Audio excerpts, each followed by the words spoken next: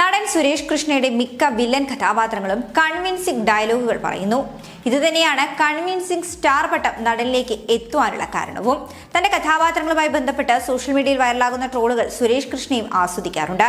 സഹനടൻ negative റോളുകളിൽ നിന്നൊക്കെ മാറി വ്യത്യസ്തമായ കഥാപാത്രങ്ങൾ സുരേഷ് കൃഷ്ണ ചെയ്തു തുടങ്ങിയിട്ട് കാലം കുറച്ചാകുന്നതേയുള്ളൂ. നിരന്തരം വില്ലൻ വേഷങ്ങൾ ചെയ്തിരുന്നപ്പോഴുള്ള ചില അനുഭവങ്ങൾ പങ്കുവയ്ക്കുകയാണ് നടൻ.